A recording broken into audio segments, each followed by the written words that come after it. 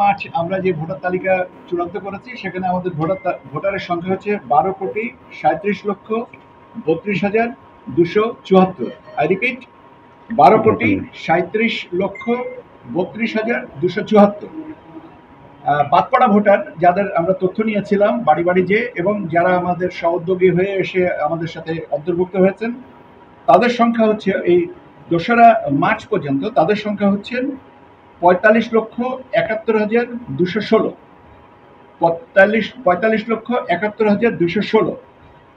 এই পিরিয়ডে মানে 2025-এর 1 জানুয়ারি অথবা 2রা জানুয়ারি অথবা 2রা মার্চ পর্যন্ত আমরা যাদেরকে যারা পরলোকে গেছেন, কর্তনকৃত ভোটারের সংখ্যা হচ্ছে 21,32,590। তাহলে এটা আমাদের যে প্রাপ্ত ভোটার, যেটা 45,71,216 থেকে যদি আমরা 21,32,590 বাদ দেই, তাহলে আমাদের নতুন করে ভোটার অন্তর্ভুক্তি হচ্ছে 24,38,626।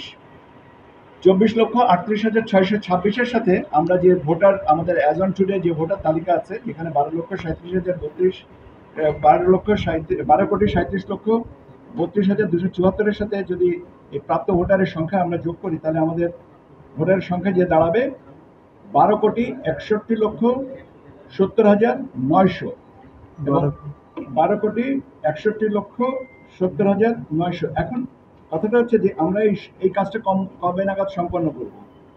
আমরা আজকে তো আপনাদেরকে জানিয়ে দিলাম যে আমাদের এই বাদ পড়া ভোটারের সংখ্যা কত, এবং আমরা আগামী 31শে অগস্টের ভিতরে এটা চূড়ান্ত করব। এর মধ্যে আজকে তো আমাদের অফিসগুলো এটার প্রকাশ করা হয়েছে। এই ব্যাপারে তাদের যদি সংশোধনী কিছু থাকে, সেই সংশোধনীগুলো আমাদেরকে জানাবেন, এবং সংশোধনী অনুযায়ী আমরা এটা চূড়ান্ত করব 31শে অগস্ট। আপনাদের আরেকটা প্রশ্ন থাকার সম্ভাবনা আছে, যেটা আমি আগে থেকে উত্তর দিই।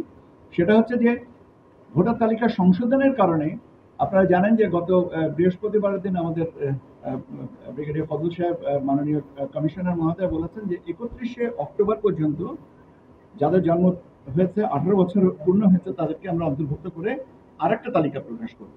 কাজে আমিও আপনাদেরকেও আগেও বলেছি, আজকেও আবার পুনরায় বলছি যে এই বছর মূলত 3টা তালিকা হচ্ছে। একটা হচ্ছে যে 2রা মার্চ যেটা চূড়ান্ত করা হয়েছে, 31শে অগস্ট পর্যন্ত আজকের বিবেচনায় যেটা চূড়ান্ত হবে, এবং